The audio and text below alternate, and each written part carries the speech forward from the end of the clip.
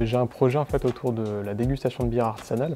Donc au début, l'idée que j'avais, c'était de vendre des box de bière artisanale directement chez les particuliers en livraison. Moi, mon projet, il consiste à faire de l'e-commerce. C'est une boutique en ligne de vente d'ustensiles de cuisine, des ustensiles minimalistes faits pour gagner du temps en cuisine et pour s'assurer un petit confort. J'ai créé ma boutique en ligne dans laquelle je commercialise les articles très anciens. C'est surtout le linge français des années 1920. Mon projet, pour la faire courte, c'est un éditeur de séries d'animation en Blu-ray et DVD.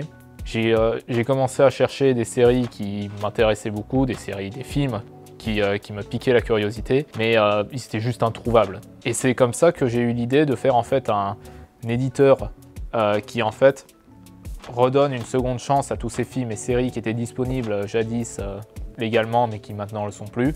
Le tout en faisant des éditions limitées au nombre de précommandes qui ont été faites. Je développe avec Tigui ici présente un projet entrepreneuriat, à savoir on développe des bonnets pour protéger les cheveux des personnes qui portent le foulard. On connaît tous les accessoires cheveux qui préservent les cheveux tels que le bonnet en satin de soie ou le thé d'oreiller. Et je me suis dit pourquoi pas concilier ces deux mondes, donc l'univers capillaire au style de vie d'une femme qui porte le voile au quotidien.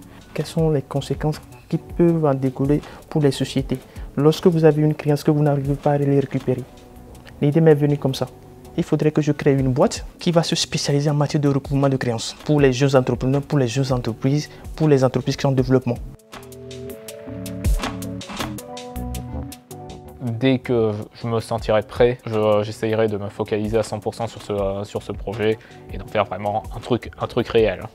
Mais déjà avec les TENA, ça m'a posé de solides bases pour la suite. Donc, la suite pour moi actuellement, suite à tout cet accompagnement, c'est la création d'ici les prochains mois d'une société dédiée alors d'un côté à la dégustation de bière, donc les ateliers de dégustation de bière pour entreprises et pour particuliers, mais aussi des services barman, de l'animation d'événements avec location de tireuses et services tireuses par exemple. Et aussi par la suite de continuer à développer une activité personnelle également qui tourne plus autour du référencement. Personnellement, mon projet il est déjà opérationnel. La boutique elle est déjà en ligne et elle est déjà fonctionnelle. Et j'ai d'ailleurs pris une année de césure pour la développer suffisamment et appliquer aussi les notions de marketing que j'ai eues lors de mon parcours universitaire. Donc le projet, je peux me permettre de dire qu'il est à maturité et il reste qu'à donner plus de temps.